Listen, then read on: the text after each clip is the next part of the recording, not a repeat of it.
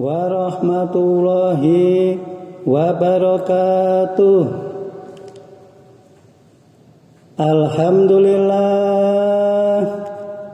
Alhamdulillahirabbil alamin. Asyhadu an la ilaha illallah wahdahu la syarikalah wa asyhadu anna Muhammadan abduhu wa rasuluh. Allahumma salli wa sallim wa barik ala nabiyyina Muhammad wa ala alihi wa sahbihi ajmain wa man tabi'ahum bi ihsani ila yaumiddin.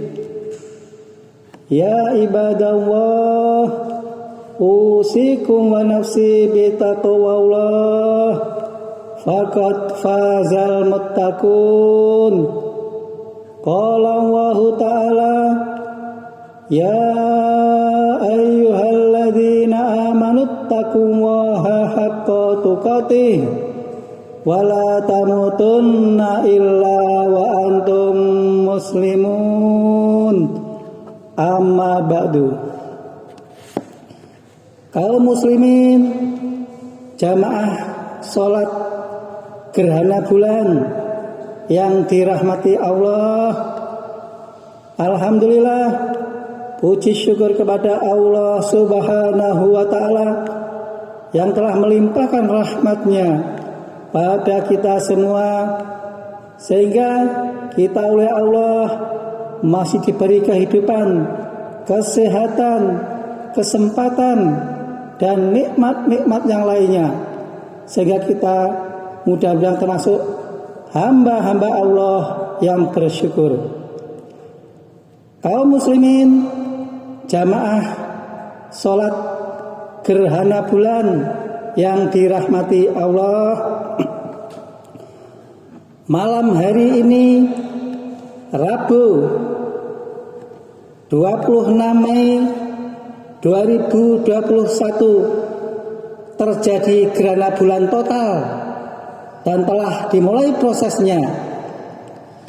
Gerhana ini dapat diamati di seluruh wilayah Indonesia. Peristiwa alam ini melahirkan macam-macam mitologi di berbagai belahan dunia. Di negeri Cina kuno, orang percaya bahwa gerhana ini terjadi karena seekor naga langit membanjiri sungai dengan darah lalu menelannya. Itu sebabnya orang Cina menyebut gerhana sebagai cih, yang artinya memakan. Kaum muslimin yang dirahmati Allah, demikian pula di Jepang. Dahulu orang percaya bahwa gerhana terjadi karena ada racun yang disebarkan ke bumi. Untuk menghindari air di bumi terkontaminasi oleh racun, maka masyarakat menutupi rapat-rapat sumur-sumur mereka.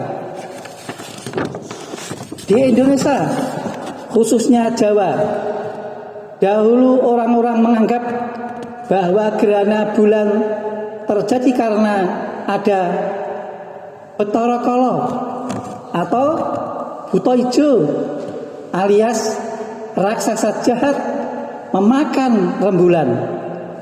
Buta ijone mangan bulan, buta ijo nguntal bulan. Mereka kemudian beramai-ramai memukul kentongan pada saat gerhana untuk menakut-nakuti dan mengusir Bathara Kala utawa buta ijo. Demikianlah orang-orang Quraisy di Arabia. Gerhana bulan dikaitkan dengan kejadian-kejadian tertentu di bumi, seperti adanya kematian atau kelahiran seseorang. Kepercayaan ini dipegang secara turun-temurun sehingga menjadi keyakinan umum masyarakat di zaman itu. Di zaman Rasulullah Muhammad Shallallahu Alaihi Wasallam pernah terjadi gerhana matahari. Pada saat yang sama, putra beliau bernama Ibrahim bin Muhammad meninggal dunia. Sebagian orang menghubung-hubungkan, mengait-kaitkan peristiwa alam tersebut dengan kematian putra beliau. Mereka beranggapan bahwa peristiwa gerhana adalah karena alam ikut berduka cita atas kematian putra Rasulullah Muhammad SAW. Semua kepercayaan di atas adalah mitos atau tahayul, yang salah satu penyebabnya adalah karena pengetahuan masyarakat tentang alam masih sederhana dan jiwa mereka masih diliputi oleh keyakinan paganisme atau penyembahan kepada para dewa. Kaum muslimin, jamaah sholat gerhana bulan yang dirahmati Allah, Islam meluruskan mitologi. Di antara misi Islam adalah melenyapkan mitologi dari keyakinan manusia. Mitologi adalah kepercayaan-kepercayaan yang bersemayam dalam jiwa masyarakat, tetapi tidak memiliki dasar nalar dan wahyu.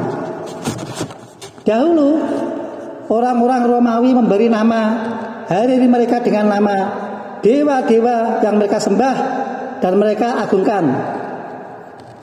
Sunday, hari untuk menyembah dewa matahari. Monday, hari untuk menyembah dewa rembulan. Saturday, hari untuk menyembah dewa Saturnus.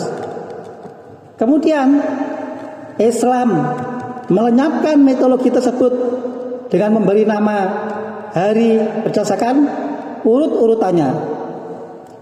Ahad, Isnain, Arba'u, Khamis, Jum'ah, dan Sabtu.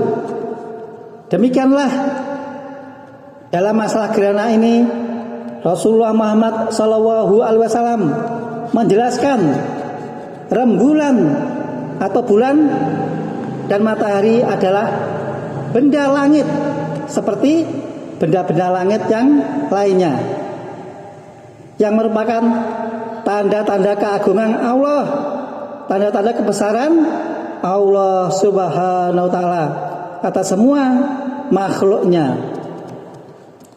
Fenomena alam yang berwujud gerhana, baik matahari ataupun rembulan, bukan karena kematian atau kelahiran seseorang, melainkan peristiwa alam yang akan memperkuat iman kita, semakin mendekatkan kita kepada Allah Subhanahu wa Ta'ala. Sebagaimana sabda Rasulullah Muhammad SAW, riwayat Al-Bukhari dari Aisyah radhiyallahu anha. Dari Aisyah bahwasanya dia berkata, pernah terjadi gerhana matahari pada zaman Rasulullah Muhammad Sallallahu Alaihi Wasallam. Kemudian beliau mendirikan sholat bersama orang banyak. Beliau berdiri dalam sholatnya dengan berdiri yang lama, kemudian rukuk dengan memanjangkan rukuknya, kemudian berdiri dengan lama berdirinya, namun tidak selama yang pertama. Kemudian beliau rukuk dan memanjangkan rukuknya, namun tidak selama rukuknya yang pertama. Kemudian beliau sujud dengan memanjangkan sujudnya. Beliau kemudian mengerjakan rakaat kedua seperti pada rakaat yang pertama. Saat beliau sujud dengan memanjangkan sujudnya, beliau kemudian mengerjakan rakaat kedua seperti pada rakaat yang pertama. Saat beliau selesai melaksanakan sholat, matahari telah nampak kembali Kemudian beliau menyampaikan khotbah di hadapan orang banyak. Beliau memulai khotbahnya dengan memuji Allah dan mengagungkannya. Lalu bersabda, sesungguhnya matahari dan bulan adalah dua tanda dari tanda-tanda kebesaran Allah Subhanahu wa Ta'ala. Dan tidaklah gerhana itu disebabkan karena mati atau hidupnya seseorang. Jika kalian melihat gerhana, maka banyaklah berdoa kepada Allah Subhanahu wa Ta'ala. Bertakbirlah, dirikan sholat, dan bersedekahlah. Hadis riwayat Al-Bukhari, hadis nomor 986. Kaum muslimin yang dirahmati Allah, 4 sikap, ya, 4 sikap menghadapi gerhana. Dalam hadis tersebut ditegaskan paling tidak ada 4 sikap ajaran Islam dalam peristiwa gerhana. Pertama, bahwasanya tidak ada hubungan antara peristiwa gerhana dengan kelahiran atau kematian seseorang. Mitologi tidak memiliki tempat dalam ajaran Islam. Yang kedua, bahwasanya tidak ada hubungan antara peristiwa gerhana dengan kelahiran atau kematian seseorang. Mitologi tidak memiliki tempat dalam ajaran Islam. Yang kedua, bahwasanya kita harus mampu menjadikan momentum gerhana sebagai sarana untuk semakin meningkatkan kualitas ibadah kita kepada Allah Subhanahu wa Ta'ala, mendekatkan diri kepadanya dengan cara melaksanakan sholat gerhana, banyak-banyak bertakbir dan berdoa kepada Allah Subhanahu wa Ta'ala. Juga sebagai sarana untuk meningkatkan kualitas hubungan baik kita dengan sesama manusia dengan cara memperbanyak sedekah, menebarkan manfaat kepada mereka. Yang ketiga, gerhana juga merupakan peringatan Allah Subhanahu wa Ta'ala kepada para hambanya agar segera bertobat dari dosa dan kesalahan-kesalahannya. Karena Nabi Muhammad juga bersabda, di mana gerhana matahari dan bulan adalah dua di antara tanda-tanda kekuasaan Allah, yang dengan keduanya ia menakut-nakuti dan memperingatkan hamba-hambanya. Dari hadis ini kita dapat mengetahui gerhana adalah peringatan bagi para hamba agar menjauhi kemaksiatan dan bersegera melakukan kebaikan, berbagai kebaikan. Gerhana peringatan bagi kita semua agar bersegera melakukan tobat dengan tobatan nasuha dari semua dosa dan maksiat kepada Allah.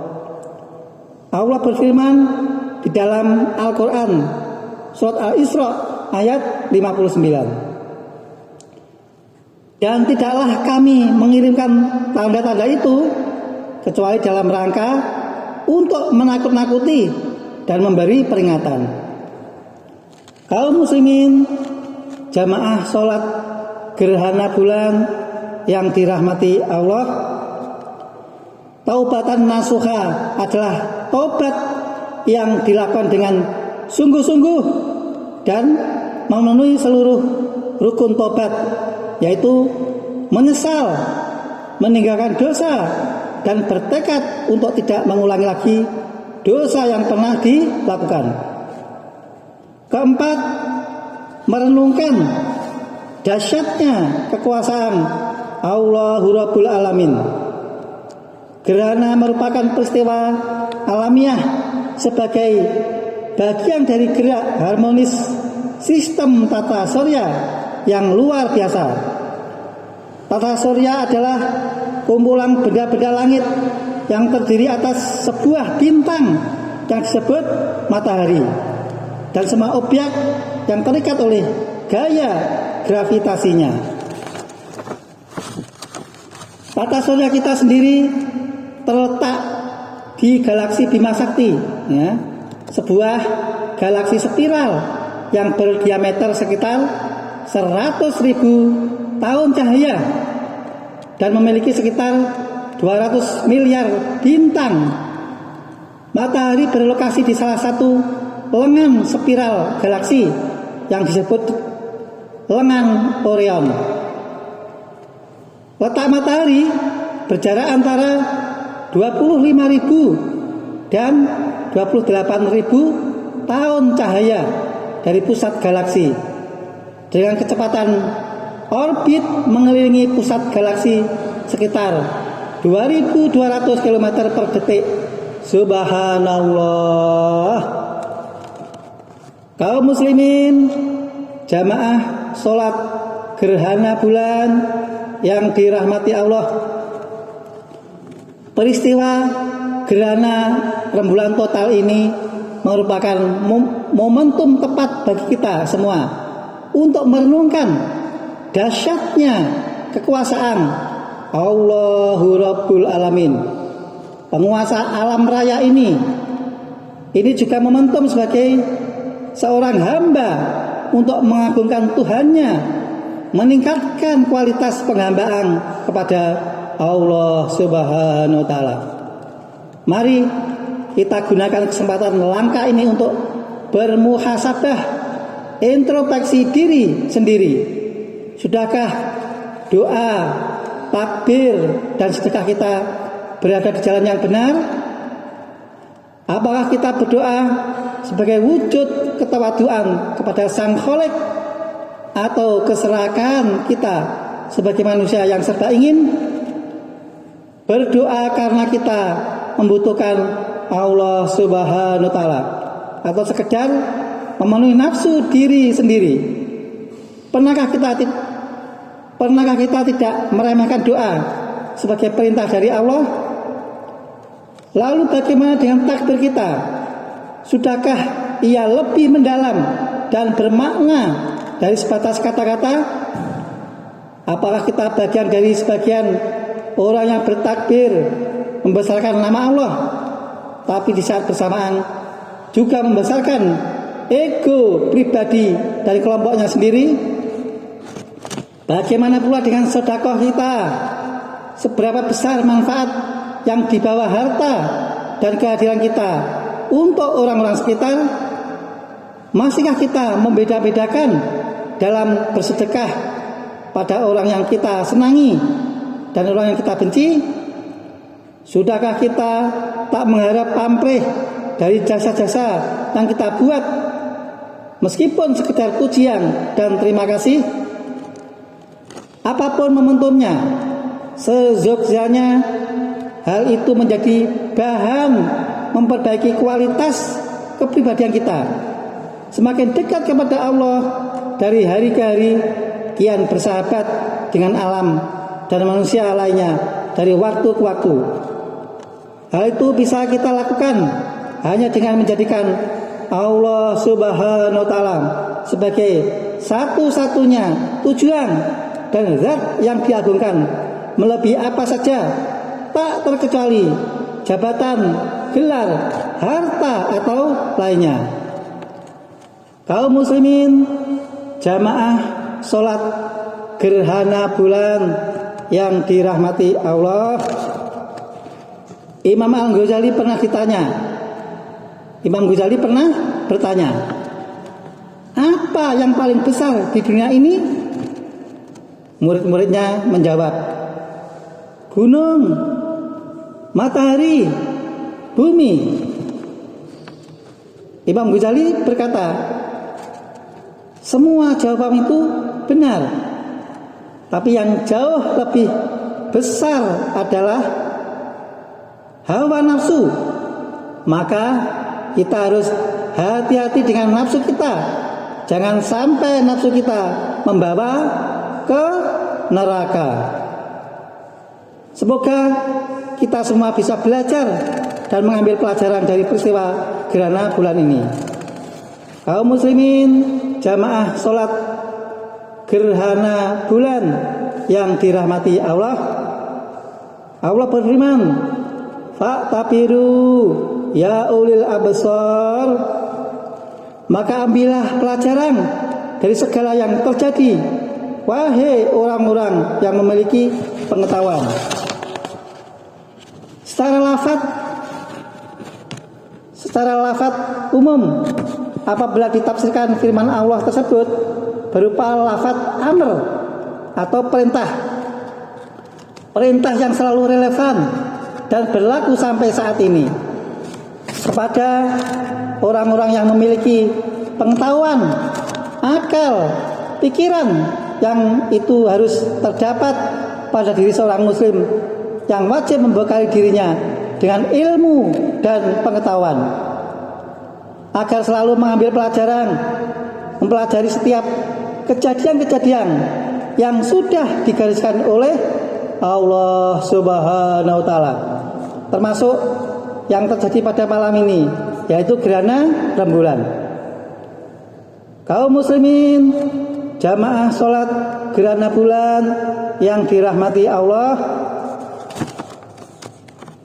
setiap apa yang diturunkan Allah melalui Nabi Muhammad, baik itu berbentuk Al-Quran atau dari hadis-hadis Nabi Muhammad, adalah sebuah kebenaran dan dapat dibuktikan secara ilmiah atau dari sudut pandang sains modern saat ini. Ribuan tahun yang lalu, Rasulullah Muhammad SAW pernah berpesan kepada kita semua apabila terjadi gerhana bulan.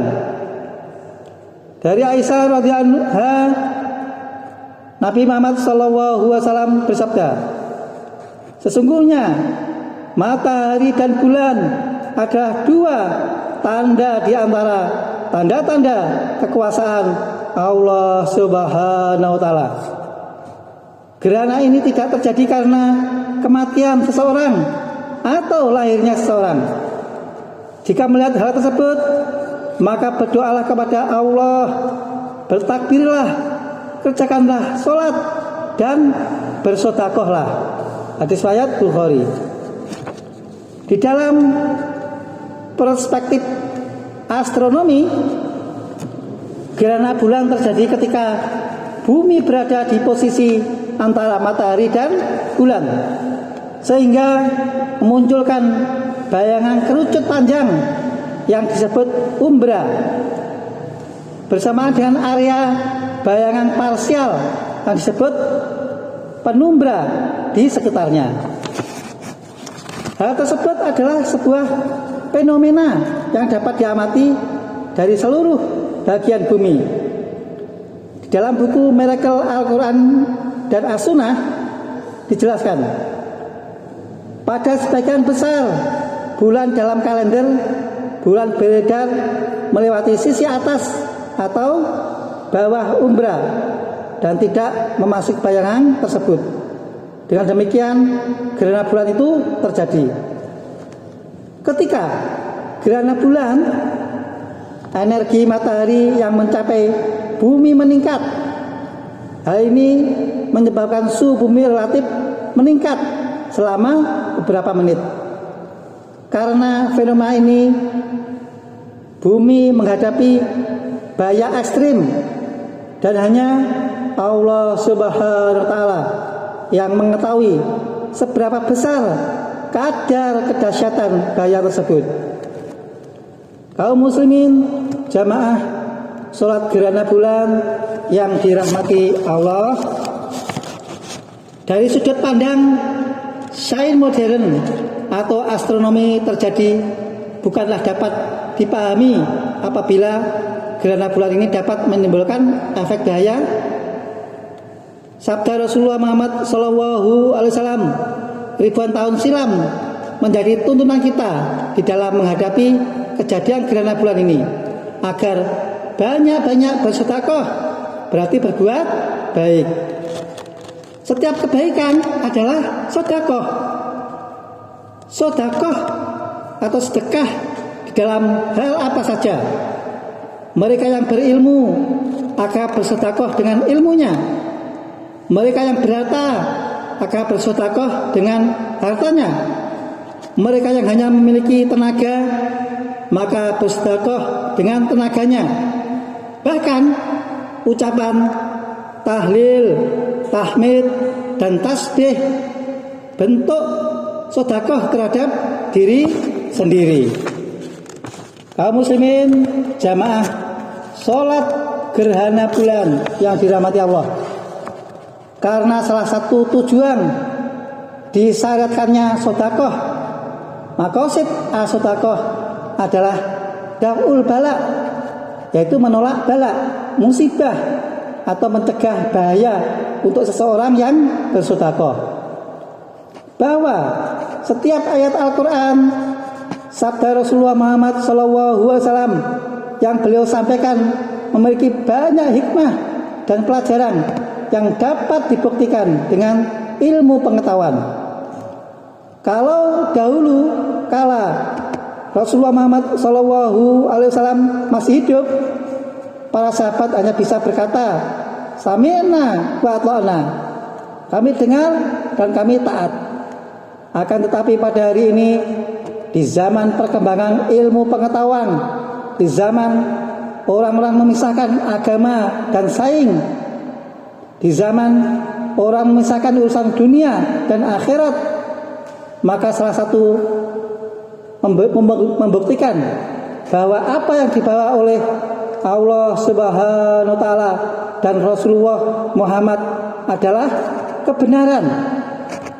Dan untuk menguatkan iman dan ketakwaan kita, tidak ada cara lain kecuali mencari tahu apa di makna di balik sebuah peristiwa dalam pandangan Al-Quran dan As-Sunnah. Mudah-mudahan Allah Subhanahu wa Ta'ala melimpahkan rahmatnya pada kita semua, sehingga kita dimasukkan ke dalam golongan hamba-hamba yang soleh, hamba-hamba yang bertakwa, hamba-hambanya yang senantiasa taat kepada Allah dan Rasulnya.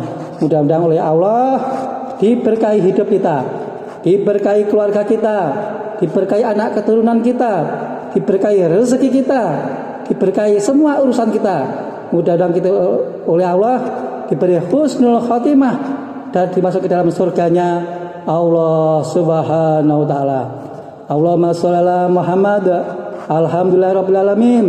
Allahumma fir lil mu'minina wal mu'minat wal muslimina wal muslimat al ahya minhum wal amwat innaka sami'un qaribun mujibut da'wat.